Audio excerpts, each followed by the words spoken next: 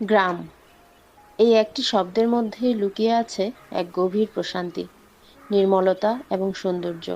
কংক্রিটের শহরের কোলাহল, যান্ত্রিকতা আর বিশৃঙ্খলার মাঝে গ্রাম যেন প্রকৃতির এক নিঃশব্দ আশ্রয়, যেখানে মানুষ আর প্রকৃতি মিলে গড়ে তোলে এক অপরূপ জীবনযাপন।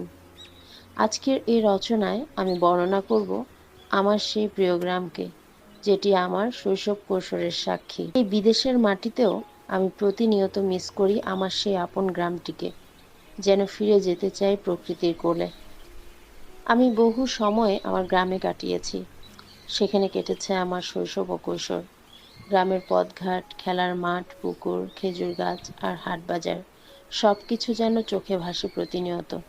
ছোটবেলায় প্রতিদিন সকালে মেঠো পথ ধরে স্কুলে যাওয়া, বিকেলে বন্ধুদের সাথে মাঠে খেলতে যাওয়া আর সন্ধ্যায় পুকুর ঘাটে বসে গল্প করা, এসব আজও স্মৃতিতে ভেসে ওঠে।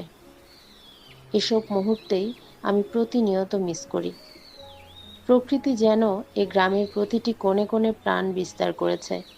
ভোরের সূর্যোদয় যখন আলতো করে মাঠের ফসলে আলো ছড়িয়ে দেয়, তখন চারপাশ যেন সোনালি রঙে রাঙিয়ে ওঠে। আকাশের পাখিরা দল বেঁধে উড়ে চলে, আর বাতাসে ভেসে আসে নাম না জানা ফুলের ঘ্রাণ।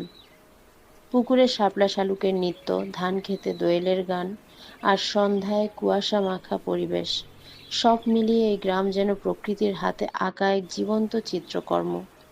বৃষ্টির দিনে গ্রামের কাঁচা রাস্তা কাদায় ভরে ওঠে, কিন্তু সেই কাদামাটি পথেও রয়েছে এক অদ্ভুত টান। শীতকালে খেজুর গাছের রস সংগ্রহ করা, ভাপা পিঠা খাওয়ার আনন্দ, এসব যেন শুধুই গ্রামের জন্যই নির্দিষ্ট। এই গ্রামে রয়েছে শিল্প